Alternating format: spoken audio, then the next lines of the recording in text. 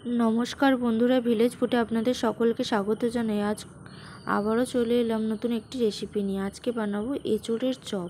তার জন্য এখানে আমি অর্ধেকটা এঁচোড় কেটে নিয়েছি আর একটা বড় গোটা আলু কেটে নিয়েছি। এটাকে ভালো করে ধুয়ে নিচ্ছি পরিষ্কার করে, বারবার জল পাল্টে ধুয়ে নিয়েছি যাতে আঠাটা বেরিয়ে যায়। এবার ভালো করে সেদ্ধ করে নিয়েছি। সেদ্ধটা একটু ঠান্ডা করে নিয়ে তাতে দিয়ে দিচ্ছি কিছুটা পরিমাণ পেঁয়াজ কুচো, নুন, হলুদ, লঙ্কা গুঁড়ো, জিরে গুঁড়ো, আদা গুঁড়ো, অল্প পরিমাণ চিনি আর অল্প চাট মশলা দিয়ে বেশ ভালো করে আলু সেদ্ধর সাথে মশলাগুলো মাখিয়ে নেব। দেখুন এখানে বেশ ভালো করে মশলাটা মাখিয়ে নিয়েছি।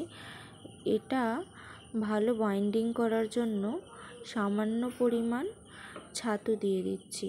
আপনারা এটা বেসনও দিতে পারেন অথবা কর্নফ্লাওয়ারও দিতে পারেন অথবা ময়দাও দিতে পারেন, যার যেটা ভালো লাগবে আপনারা সেটা দেবেন।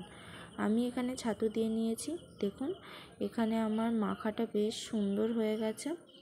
এটা এবার চপের আকারে তৈরি করে নেব। আপনারা আপনাদের ঝালটা বুঝে দেবেন, তবে এঁচোড়ে একটু ঝাল বেশি দিলেই ভালো লাগে। দেখুন এবার আমি এখানে একটি বাটিতে কিছুটা পরিমাণ বেসন নিয়ে নিয়েছি। আপনারা এই বেসনটা জল দিয়েও গুলতে পারেন, তবে আমি আজকে ডিম দিয়ে গুলব।